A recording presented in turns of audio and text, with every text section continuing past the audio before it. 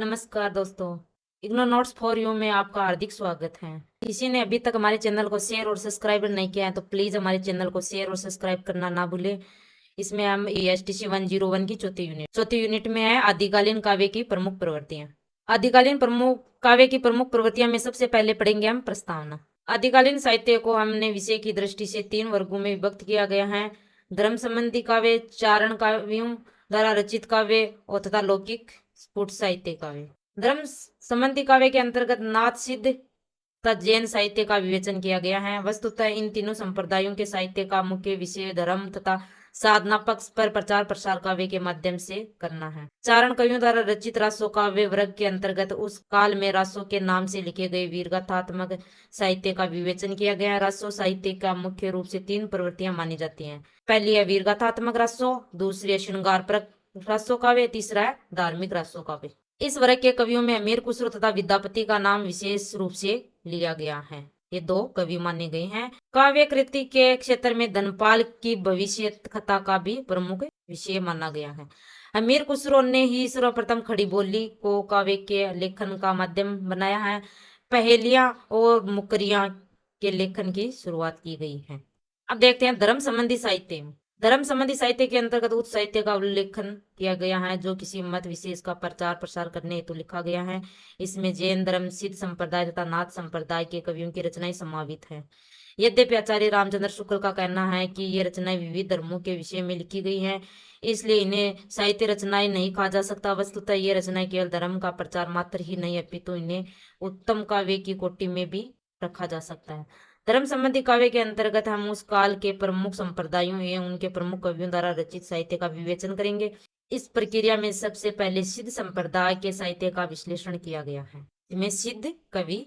अब देखते हैं सिद्ध संप्रदाय। सिद्ध संप्रदाय को बौद्ध धर्म की परंपरा का हिंदू धर्म से प्रभावित एक धार्मिक आंदोलन माना जाता है। इनमें सिद्धों की संख्या 84 मानी गई है। राहुल सांकृत्य ने तथा आचार्य हजारी प्रसाद द्विवेदी ने 84 सिद्धों का नाम उल्लेखनीय किया गया है, जिसमें सहरपा, सबरपा, कहनपा, लुईपा, डोम्बिपा, कुकुरिया आदि प्रमुख हैं। इनमें से केवल 14 सिद्धों की रचनाएं अभी तक उपलब्ध हैं। सिद्धों द्वारा जन भाषा में लिखित साहित्य को सिद्ध साहित्य कहा जाता है। इस साहित्य का रचना काल 10वीं से 13वीं शताब्दी के मध्य माना जाता है। इन सिद्ध कवियों की रचनाएं मुख्यतः 2 काव्यों के रूप में मिलती हैं, दोहा कोश और चर्यापद। हिंदी साहित्य में स्वाभाविक सुख भोग को स्वीकार करने की बात की गई है तथा गृहस्थ जीवन पर बल दिया गया है। इन्होंने पाखंड तथा बाह्य अनुष्ठानों का विरोध किया गया है तथा अपने शरीर में ही परमात्मा का निवेश माना जाता है। सिद्धों के साहित्य में गुरु के विशेष महत्व को प्रतिपादित किया गया है। इन कवियों ने अपनी बात सीधे साधे ढंग से न कहकर तंत्र मंत्र के अंतर्गत प्रयोग किए जाने वाले विशिष्ट शब्दों का के माध्यम से प्रयोग किया गया है। कबीर आदि संत कवियों ने दिखाई देने वाली यह विशिष्ट शैली, अकड़पन इन्हीं कवियों का प्रभाव कहा जाता है। इन्होंने दोहा, सोरठा, चौपाई, छप्पे आदि कई सौ छंदों की सृष्टि की है, जिन्हें हिंदी कवियों के बराबर अपनाया गया। अभी तक जिन 14 सिद्धों की रचनाएं प्राप्त हुई हैं, उनमें से सहरपा का नाम प्रमुख रूप से लिया गया है। इन्होंने 32 ग्रंथों की रचना की है, जिनमें कायाकोश, दोहाकोश, सर्पा गीता तथा चरिया गीता दोहाकोश प्रमुख हैं। सर्पा के अतिरिक्त अन्य उल्लेखनीय सिद्ध कवि सबरपा, लुईपा, डोम्बिपा, कुकुरीपा, संतिपा आदि हैं। सबरपा को सर्पा का शिष्य माना जाता है। 84 सिद्धों में लुईपा का सर्वोच्च स्थान माना जाता है। अब आगे आता है नाथ कवि। पहले हम सिद्ध कवि पढ़ लिए थे, सिद्ध कवि कौन कौन से हैं। अब आगे पढ़ेंगे नाथ कवि। नाथ कवि में सर्वोत्तम स्थान पहले साहित्यकार किसको माना गया? नाथ साहित्य का प्रवर्तक माना गया गोरखनाथ को। इन्होंने सिद्धों द्वारा अपनाए गए योग प्रधान योग मार्ग के स्थान पर हठ योग साधना का मार्ग अपनाया गया है।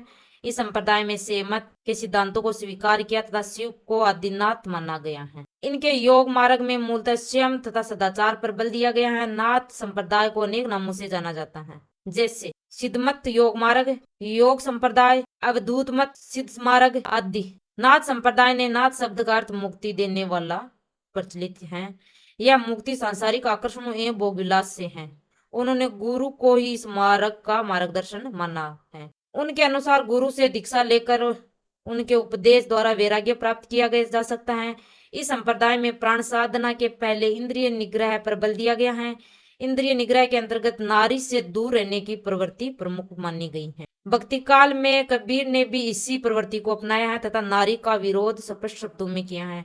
नाथ योगियों की संख्या 9 मानी गई है। इनके नाम है नागार्जुन, जड़भरत, हरिश्चंद्र, सत्यनाथ, भीमनाथ, गोरखनाथ, चपटरनाथ, जलंधर तथा मल्लिकार्जुन। इस संप्रदाय के आचार्य गोरखनाथ को माना जाता है। मत्येंद्र नाथ उसके गुरु थे। गोरखनाथ द्वारा रचित ग्रंथों की रचना 40 मानी जाती है। इस ग्रंथों में स्वयं साधना तथा ब्रह्मचर्य पर जोर दिया गया है, साथ ही गुरु की महत्ता का बखान भी किया गया है। अब आ गया जैन कवि। सांसारिक विषय वासनाओं पर विजय प्राप्त करने वाले जैन कहा जाता है। जैन सब जिन से बना है, जिसका अर्थ है विजय पाने वाला। ये सांसारिक आकर्षणों पर होने वाली विजय है। इस धर्म के प्रवर्तक महावीर स्वामी हैं। महावीर स्वामी को जैन के प्रवर्तक माने जाते हैं। जैन का आविर्भाव महात्मा बुद्ध से ही पहले हुआ था। इस संप्रदाय में दया, करुणा, त्याग तथा अहिंसा को बहुत अधिक महत्व दिया गया है। जैन मुनियों ने अपने धर्म का प्रचार लोक भाषा में किया है। यह अभ्रंश से प्रभावित हिंदी थी। इनकी अधिकांश रचनाएं धार्मिक हैं। इन कवियों की कृतियां रास, फागु, चरित आदि विविध काव्य रूपों से प्राप्त होती हैं। कुछ जैन कवियों ने हिंदुओं की पौराणिक कथाएं के प्रमुख एवं प्रसिद्ध चरित्रों जैसे राम तथा कृष्ण को अपने धार्मिक सिद्धांतों के अनुरूप डालकर प्रस्तुत किया है। जैन कवियों ने रासो काव्य धारा के अतिरिक्त जिन प्रमुख कवियों का उल्लेख किया जाता है वे है शंभु तथा पुष्यबदंत। हम इन्हीं दो मुख्य जैन कवियों तथा उनकी प्रमुख रचनाओं हैं शंभु और पुष्यबदंत को जैन के प्रथम कवि माने जाते हैं। देखते हैं शंभु। इन्होंने अपभ्रंश का प्रथम जैन कवि माना जाता है। शंभु को जैन का प्रथम कवि माना जाता है। अनुमानतः उनका जन्म 7वीं शताब्दी में हुआ था। उनकी उल्लेखनीय कृतियां हैं जिनका प्रमुख नाम है रठिनेमिचर्यु, पवनचर्यु, शंभु छंदस। पवनचर्यु इसका प्रसिद्ध ग्रंथ है। शंभु ने अपनी कृति को 5 कांडों में विभक्त किया है। इस ग्रंथ में कवि ने प्रकृति वर्णन, युद्ध वर्णन आदि का विराट अंकन किया गया है। इस कृति के काव्य सौंदर्य के आधार पर शंभु को अपभ्रंश का वाल्मीकि भी कहा जाता है। दूसरा है पुष्यबदंत। पुष्यबदंत का आविर्भाव काल 10वीं शताब्दी से प्रारंभ माना जाता है। पहले ये शैव थे परंतु बाद में जैन धर्म में दीक्षित हो गए। उनकी उल्लेखनीय कृतियां हैं तिष्टि महापुरुष, गुणालंकार, महापुराणा तथा रणय कुमार चरित, जो नागकुमार चरित के नाम से भी जाना जाता है। उनकी प्रथम कृतियां है तिष्टि महापुरुष, गुणालंकार, महापुराणा। तो 2 भागों में विभक्त है, आदि पुराण और उत्तर पुराण। उत्तर पुराण खंड में रामायण और महाभारत की कथा वर्णित है। रणय कुमार चरियु 9 संधियों में विभक्त एक चरित काव्य है। इस कृति में नागकुमार की कथा के माध्यम से श्रुत पंचमी के व्रत का महत्व बताया गया है। इन दोनों कवियों द्वारा रचित ग्रंथों के अतिरिक्त मेरुतुंग की प्रबंध चिंतामणि, मुनि रामसिंह की पाहुदोड़ा और धनपाल की भविष्य कथा या भविष्य दत्त कथा आदि भी जैन साहित्य की प्रमुख कृतियां हैं। अब आगे आता है रासो काव्य। जो रासो काव्य में हम पढ़ते हैं वीरगाथात्मक रासो कृतियां उन चारण कवियों द्वारा रचित हैं जो किसी राजा के आश्रित तथा दरबारी कवि थे। उन्होंने आश्रयदाता की प्रशस्ति हेतु काव्य रचना की है। उनका काव्य अति युक्तिपूर्ण वर्णों और काल्पनिक घटनाओं से भरा हुआ है, अतः इसमें ऐतिहासिक तथ्यों का अभाव माना गया है। यद्यपि इसमें वीरस द्रष्टव्य है परंतु उसका अंत शांत रस में ही हुआ है। श्रृंगारपरक रासोकृतियां नायक और नायिका के वियोग, संदेश, संप्रेषण तथा पुनर्मिलन से संबंध है। इस इकाई में हम उपयुक्त वर्गों की प्रमुख कृतियां तथा उनकी भाषा तथ्य का चर्चा करेंगे। अब आ गया था रासो काव्य में रासो काव्य की उत्पत्ति कहाँ से प्राप्त हुई है। तो इस रासो काव्य में देखते हैं उत्पत्ति कहाँ से किस शब्द से प्राप्त हुई है। रासो शब्द का प्रयोग मूलतः राजस्थानी तथा ब्रज भाषा में हुआ है। राजस्थानी में युद्ध के रूप में उसका व्यवहार हुआ, जबकि ब्रज भाषा में रासो को काव्य का एक विशिष्ट रूप माना गया है। रासो से मिलते जुलते कुछ अन्य शब्दों का प्रयोग भी साहित्य में दिखाई देता है, जैसे रासक, रासो, रसायन। अनेक विद्वानों ने यह मानना है कि रासो का विकास रास या रासक शब्द से हुआ है। रास एक प्राचीन नृत्य रहा है जो कृष्ण लीला से संबंधित है। रासो काव्य कृतियों के इस विधि को देखते हुए यह काव्य विषय की दृष्टि से इसे मुख्यतः 3 वर्गों में विभक्त किया गया है। जो पहला है वीरगाथात्मक रासो, दूसरा श्रृंगारपरक रासो और तीसरा है धार्मिक एवं उपदेश मूलक रासो। अब आ गया था वीरगाथात्मक रासो। वीरगाथात्मक रासो काव्य की प्रमुख प्रतियां महाकवि चंद्रवरदाई द्वारा रचित पृथ्वीराज रासो, सागंदर कृत, हमीर रासो, दलपति विजय कृत, हुमायूं रासो, जगनी कृत, प्रमाद रासो, नलसिंह भाट कृत, विजयपाल रासो आदि प्रमुख हैं। द्वितीय वर्ग में आता है श्रृंगार परक रासो, जिनका मूल विषय प्रेम तथा श्रृंगार रहा है। इस वर्ग की प्रमुख रचनाएं अब्दुल रहमान कृत संदेश रासक, नरपति नाला कृत बिसलदेव रासो तथा मुंज रासो हैं। मुंज रासो के रचयिता का नाम अज्ञात है, जो अभी तक कोई पता नहीं है। तीसरे वर्ग में आता है धार्मिक एवं उपदेश मूलक रासो। इनकी रचनाएं में जिंदत सूरी कृत उपदेश रसायन रास, कवि आसगु कृत चंदन बाला रास, जिंद्रम सूरीकृत तुली व्रतरास, आचार्य सल्लीभद्र सूरीकृत भरतेश्वर बाहुबली रास, विजय सेन कृत रेवंतगिरी रास को आदि प्रमुख हैं। रासों की कृतियां अब देखते हैं। सबसे पहले हम वीरगाथात्मक रासों की का वर्णन देखते हैं। आदिकालीन काव्य की विशेष प्रवृत्तियां वीरगाथात्मक काव्य लेखन थी। आचार्य रामचंद्र शुक्ल ने तो इसे प्रधान प्रवृत्ति मानकर इस काल का नामकरण वीरगाथा काल ही रखा था। वस्तुतः वीर काव्यों की रचनाएं चारण अथवा भाट थे, जो किसी राजा विशेष के आश्रित कवि होते थे। जिन वीरगाथात्मक रासो ग्रंथों की चर्चा यहाँ हम करेंगे, पृथ्वीराज रासो, हमीर रासो, परमाल रासो, विजयपाल रासो और कुमाण रासो। अब सबसे पहले हम देखते हैं पृथ्वीराज रासो। रासो काव्य परंपरा के प्रतिनिधि एवं श्रेष्ठ ग्रंथ पृथ्वीराज रासो को ही माना जाता है।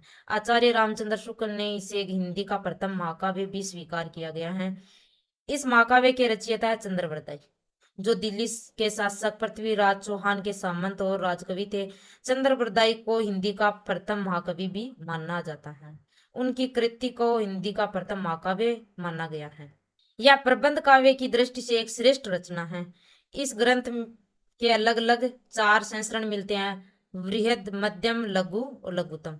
वृहद संस्करण में 2500 पृष्ठ हैं। इसमें शहाबुद्दीन गौरी, जयचंद, परमाल तथा मेवातियों आदि से किए गए पृथ्वीराज के अनेक युद्धों का वर्णन किया गया है तथा अनेक विवाहों की कथा की गई है।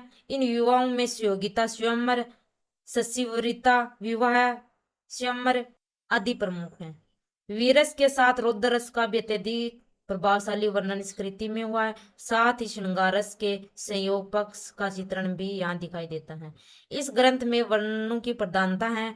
पृथ्वीराज रासो की भाषा मूलतः ब्रज भाषा का वह रूप प्रतीत होता है जिसमें राजस्थानी भाषा का मिश्रण है। इसे पिंगल भाषा भी कहा जाता है। दूसरा आता है परमाल रासो। परमाल रासो को आल्हाखंड के नाम से भी जाना जाता है। वस्तुतः परमाल रासो लोकगीत शैली में रखा गया एक वीर काव्य है। परमाल रासो के रचयिता के रूप में जगनिक का नाम लिया गया है। जगनिक कालिंजर के शासक परमदी देव के आश्रित कवि थे। इस काव्य ग्रंथ में जगनिक ने पृथ्वीराज चौहान तथा परमदी देव के मध्य हुए युद्ध का वर्णन किया है। इस कृति में परमदी देव के 2 सामंत कवि थे, जो जिसका नाम एक का था आल्हा, एक का था उद्दल। उद्दल को भी वीर चरित्र का विस्तार पूर्वक वर्णन मिलता है। वीर भाव का जितना प्रभावशाली रूप इस कृति में दिखाई देता है। यह ग्रंथ 36 खंडों में विभक्त किया गया है। इस कृति में सोरठा, दोहा, भुजंग, प्रयाग, छप्पे, कुंडलिया, अरिल, त्रोटक गाथा, हरिगीतिका आदि छंदों का प्रयोग किया गया है। फिर आगे आता है खुमाण रासो। खुमाण रासो के रचयिता दलपति विजय। इस काव्य ग्रंथ में मेवाड़ के राजाओं बप्पा रावल से महाराजा राज सिंह का एक विस्तृत वर्णन किया गया है। इस ग्रंथ की भाषा है डिंगल। इसकी घटनाएं काल्पनिक है। खुमाण रासो महाराजा खुमाण के वंश के इतिहास को ध्यान में रखकर किया गया। अब आ गया था हमीर रासो। यह ग्रंथ कवि सारगंदर द्वारा प्रणीत है। यद्यपि यह रचना उपलब्ध नहीं है, परंतु विविध साहित्य के इतिहासों में इस कृति का उल्लेख मिलता है।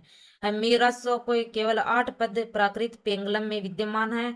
विषय की दृष्टि से यह कृति 14वीं शताब्दी से पूर्व की रचना स्वीकार की जाती है। इस कृति में रणथंभौर के शासक हमीर की प्रशस्ति की गई है। अब आ गया विजयपाल रासो। विजयपाल रासो के रचयिता नरसिंह भाट को स्वीकार किया गया है। इस ग्रंथ के चरित्र नायक राजा विजयपाल हैं, जो विजयगढ़ करौली राज्य के शासक थे। इनका काल 1050 ईस्वी के लगभग है। नरसिंह भाट को इन्हीं का आश्रित कवि माना जाता है। इस कृति में अब तक केवल 42 छंद ही प्राप्त हुए हैं। इस प्रबंध काव्य में विजयपाल के शौर्य एवं पराक्रम का वर्णन मिलता है। अब दूसरा है श्रृंगार परक रासो। पहला वीर गाथात्मक रासो काव्य, अब है श्रृंगार परक रासो काव्य। इन ग्रंथों में श्रृंगार के सहयोग एवं वियोग दोनों ही पक्षों का चित्रण है। इन कृतियों के अंत नायक नायिका का पुनर्मिलन होता है। वह है इस वर्ग में हम जिन दो प्रमुख कृतियों की चर्चा करेंगे वे है संदेश रासक तथा बिसल देव रासो। संदेश रासक में संदेश रासक 12वीं शताब्दी में रचित एक अभ्रंश रचना है। यह ग्रंथ अब्दुल रहमान द्वारा रचित है। इसमें 223 पद हैं। इस कृति में विजयनगर में रहने वाली एक वीरानी नायिका की कथा का वर्णन किया गया है, जिसका पति खंबा जो गुजरात राज्य में चला गया। विरहिणी नायिका खंबा जानने वाले एक पति के द्वारा अपने पति को संदेश भेजना चाहती है। नायिका पति से 60 ऋतुओं में अपना विरह से उत्पन्न दुख का वर्णन भी करती है, तो दूसरी दिशा में उसका पति आता दृष्टिगत होता है और वह आनंद विभोर उठती है। संदेश रासक एक खंड काव्य है। इसमें 22 प्रकार के छंदों का प्रयोग किया गया, परंतु उसका मुख्य छंद रासा है। श्रृंगार परक में सबसे पहले आता है बिसल देव रासो। इस कृति के रचयिता नरपति नाला को माना जाता है। इस ग्रंथ के रचना काल 1155 ईस्वी में माना जाता है। इसके चरित नायक विग्रहराज तृतीय हैं। इस कृति में चौहान राजा विग्रहराज जो बिसल देव तथा भोज परमार की पुत्री राजमती का विवाह तथा वियोग का वर्णन। राजा बिसल देव अपनी नवविवाहिता रानी राजमती का व्यंग्य बाणों से रुष्ट होकर उड़ीसा राज्य चला जाता है तथा 12 वर्ष तक लौटकर नहीं आता। पति के वियोग में अत्यंत दुखित रानी एक पंडित द्वारा बिसल देव को संदेश भेजती हैं। अंत में बिसल देव के लौट आने पर दोनों का पुनर्मिलन होता है। यह रचना 4 खंडों में विभक्त है तथा इसमें 128 छंद है। यह कृति मूलतः एक विरह काव्य है। कवि ने रानी के विरह को अत्यधिक विस्तार पूर्वक वर्णित किया है। उसे नारी की विवश जीवन से सहानुभूति है, तो इसमें नारी ने अपने विवश जीवन की सहानुभूति पर एक दोहा भी लिखा है। स्त्री जन्म काई दियो हो महेश, अवर जन्म थारे गणा हो मैं नरेश। अर्थात वो नारी कहती है कि हे महेश, तुमने मुझे स्त्री का जन्म क्यों दिया है? तुम्हारे पास मुझे देने के लिए और भी तो जन्म थे। अब तीसरा है धार्मिक और उपदेश मूलक रासों का। इस वर्ग के अंतर्गत वे ग्रंथ आते हैं जो जैन कवियों द्वारा रासों के नाम से लिखे गए हैं। इनकी विषय वस्तु धर्म तथा उपदेश पर आधारित है। यद्यपि इसमें वीरस का निर्वाह है, परंतु इन सभी ग्रंथों का अंत सांतरस में हुआ है। जैसे उपदेश रास रसायन रास में धर्मोपदेश है, भरतेश्वर बावली रास में ऋषभ देव के 2 पुत्र बाहुबली तथा भरत के युद्ध की कथा तथा अंत में बाहुबली द्वारा वैराग्य लेने की कथा है। इस प्रकार इन ग्रंथों में वीरगाथात्मक रासों काव्य कृतियों के समान वीरस की प्रधानता नहीं है। इस वर्ग के अंतर्गत हम प्रमुख ग्रंथों की चर्चा करेंगे, वो है उपदेश रसायन रास, भरतेश्वर बाहुबली रास तथा चंदनबाला रास। उपदेश रसायन रास इस कृति के रचयिता जिनदत्त सूरी। इसका रचना काल 1143 ईस्वी के लगभग माना जाता है। इसमें निहित पदों की संख्या 80 मानी जाती है। यह एक धार्मिक रचना है तथा इस कृति के रचयिता का उपदेश ही धर्म का उपदेश देना है। कवि मानता है कि गुरु के माध्यम से ही आत्मा का उद्धार हो सकता है। गुरु के द्वारा ही भव सागर को पार किया जा सकता है। भरतेश्वर बाहुबली रास यह ग्रंथ आचार्य शल्यभद्र सूरी द्वारा रचित है। इस कृति का प्रणयन 12वीं शताब्दी में माना जाता है। मुनि जिन विजय इस कृति को जैन साहित्य की रास परंपरा का प्रवर्तक मानते हैं। इस ग्रंथ की कथा जैन साहित्य की एक अति प्रचलित घटना पर आधारित है तथा प्राय सभी जैन पुराणों में उल्लिखित भी है। इसमें ऋषभ देव के 2 पुत्रों भरत तथा बाहुबली के युद्ध का वर्णन है। वीरस से प्रारंभ होने पर इस कृति का अंत निर्वेद तथा वैराग्य में ही हुआ। इसकी कथा इस प्रकार है। ऋषभ देव ने अंतिम समय में अपना संपूर्ण राज्य भरत तथा बाहुबली सहित अपने 100 पुत्रों में बांट दिया था। भरत दिग्विजयी बनना चाहते थे, लेकिन बाहुबली को छोड़कर उनके अन्य सभी भाइयों ने उनकी अधीनता स्वीकार कर ली। भरत तथा बाहुबली में घोर युद्ध हुआ। युद्ध के दौरान अपने बड़े भाई को मारते हुए बाहुबली को अत्यंत ग्लानि हुई। उन्होंने राज्य त्याग कर वैराग्य ले लिया और अंत में केवलप्य पद की प्राप्ति की। इस कृति में वीरस का प्राप्त वर्णन मिलता है, परंतु इनकी समाप्ति सांतरस में हुई है। इसमें 205 छंद हैं। इसमें है चंदनबाला रास। इस कृति के लेखक कवि आसगु हैं। इस खंड काव्य में 35 छंद हैं। इसका रचना काल 1200 ईस्वी के लगभग माना जाता है।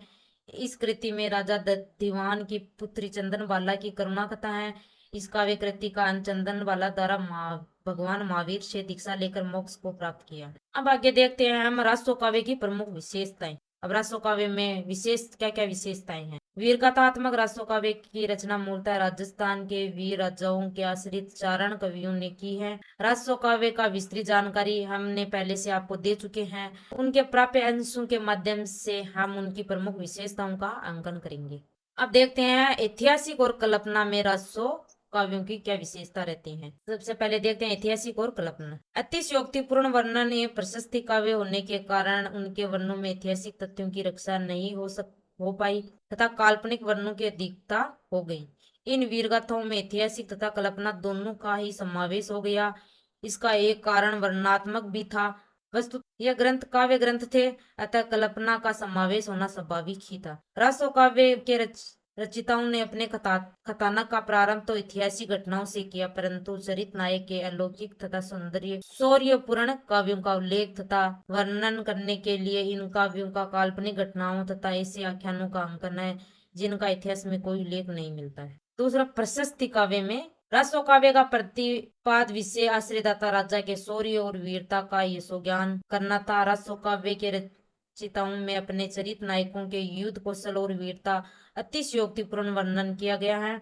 उन्होंने अपने वर्णों में चरित नायक के समक्ष दूसरों राजाओं की हीनता का भी अंकन किया।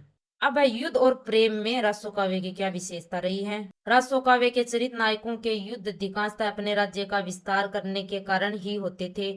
इन कृतियों में श्रृंगार और वीर दोनों रसों का सुंदर पारंपरिक वर्णन किया गया है।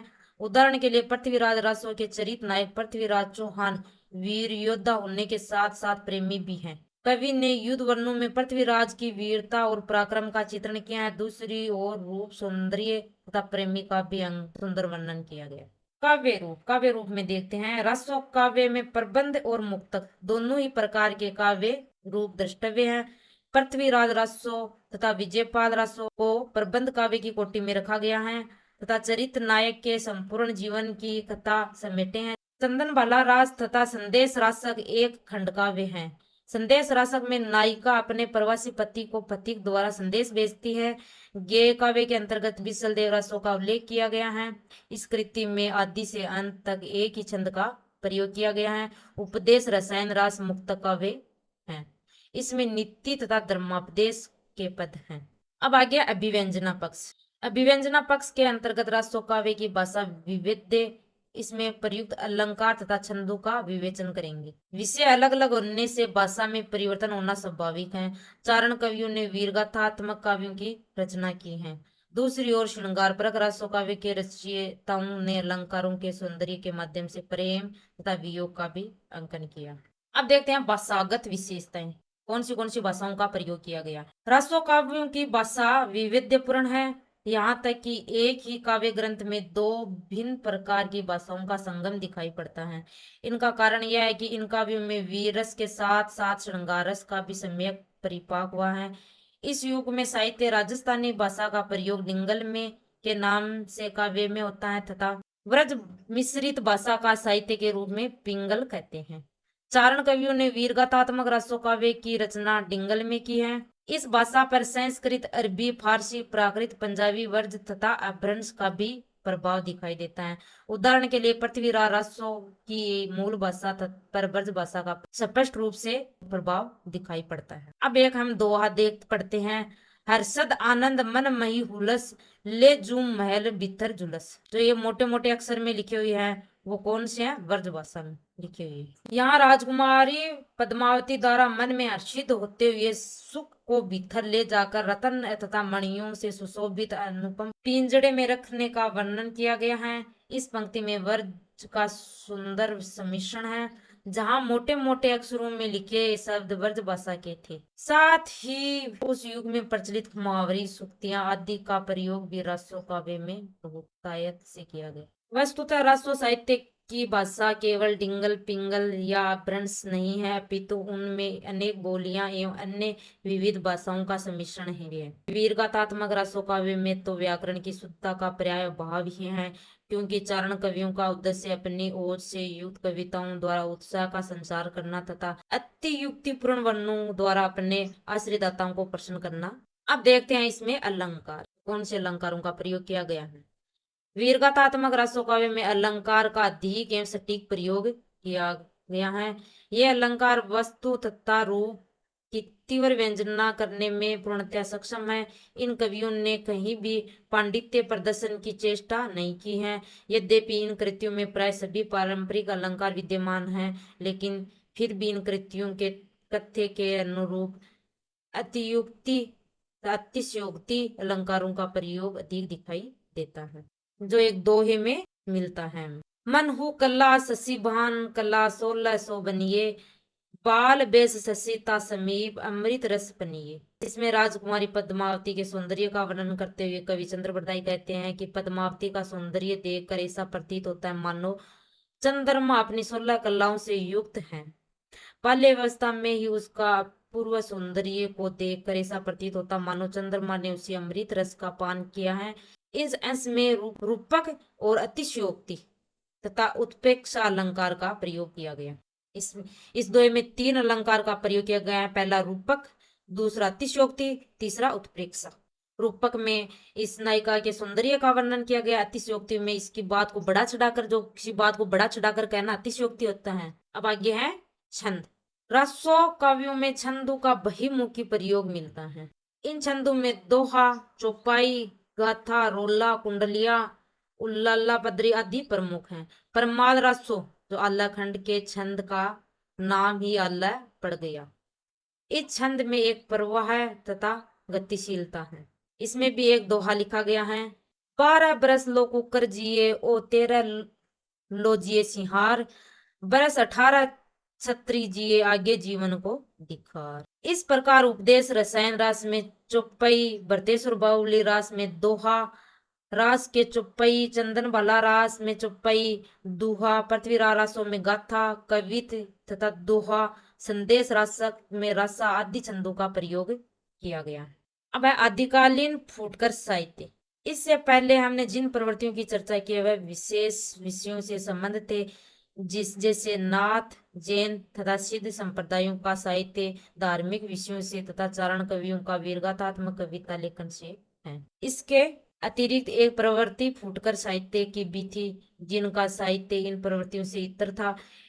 इस साहित्य के अंतर्गत जनता के मनोरंजन हेतु अमीर खुसरो द्वारा मुकरियां तथा पहेलियों का सर्जन किया गया है। दूसरी ओर भक्ति एवं श्रृंगार की प्रवृत्ति को लेकर विद्यापति ने साहित्य की रचना की। अब देखते हैं अमीर खुसरो।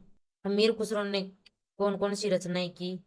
अमीर खुसरो का आयुर्भाव 1255 ईस्वी तथा उसकी मृत्यु अनुमानतः है 1325 ईस्वी में हुई है। अमीर खुसरो का वास्तविक नाम है अबुल हसन।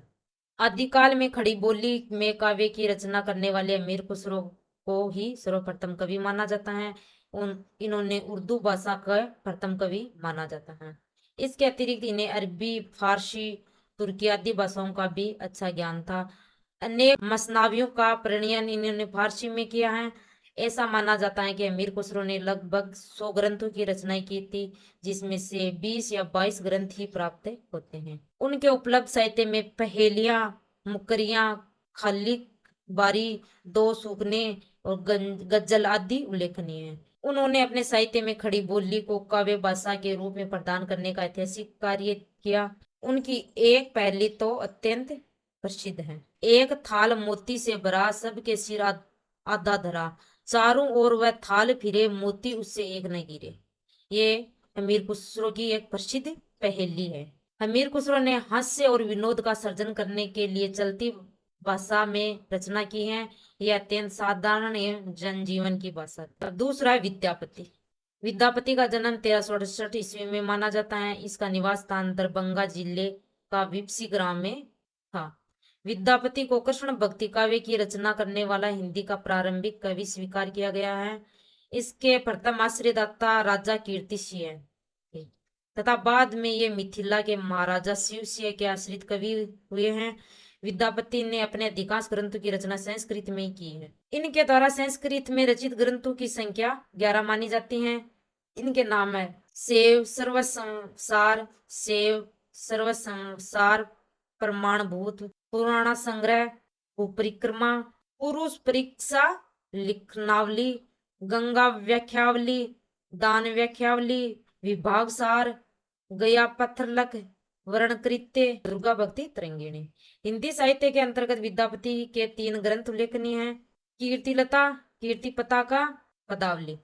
कीर्तिलता और कीर्ति पताका चरित काव्य तथा विद्यापति की पदावली एक श्रृंगारिक तथा भक्ति परक रचना है। यहाँ हम उनकी प्रमुख दो कृतियां कीर्तिलता और पदावली की चर्चा करेंगे। कीर्तिलता, यह कीर्ति ऐतिहासिक चरित काव्य है जिसमें कवि ने राजा कीर्ति सिंह के चरित का वर्णन किया गया है। माना जाता है कि इस कृति की रचना विद्यापति ने केवल 20 वर्ष की आयु में ही की थी। यह 4 पल्लवों में विभक्त है। इसका प्रारंभ राजा कीर्ति सिंह के चरित वर्णन से हुआ। यह कीर्ति विद्यापति की पहली रचना मानी जाती है। अतः इसका भाव पक्ष तथा शिल्प सौंदर्य पदावली की तरह परिमार्जित नहीं है।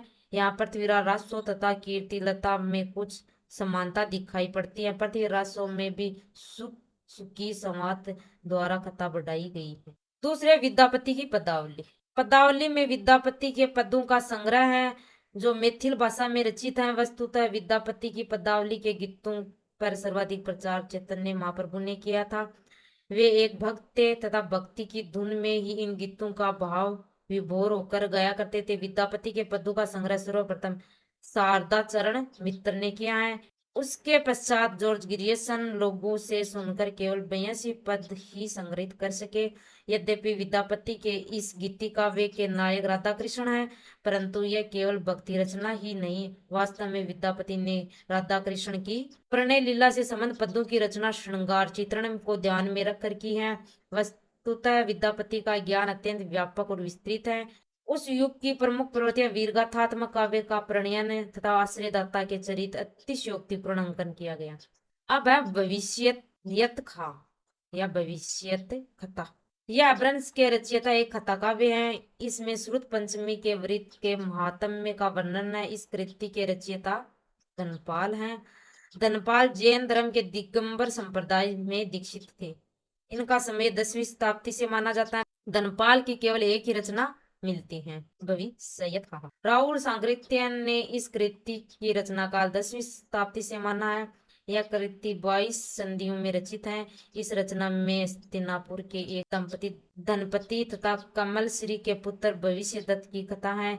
इसमें भविष्यदत्त के सौतेले भाई बंधुदत्त द्वारा उसे धोखा देकर सारी संपत्ति हड़पने के बाद में भविष्यदत्त का सच्चरित्रता और वीरता के कारण गजपुर के राजा द्वारा बंधुदत्त को दंडित कर भविष्यदत्त ने अपनी बेटी का विवाह की कथा है। यह कृति 14 संधियों में विभक्त है। विवाह के पश्चात भविष्यदत्त को मुनि विमल बुद्धि उपदेश देते हैं तथा उन्हीं के माध्यम से उसे अपने पूर्व जन्म की कथा का पता चलता है। अंत में भविष्यदत्त तपस्या करके निर्वाण की प्राप्ति करता है। आज की हमारी चौथी यूनिट कंप्लीट हुई।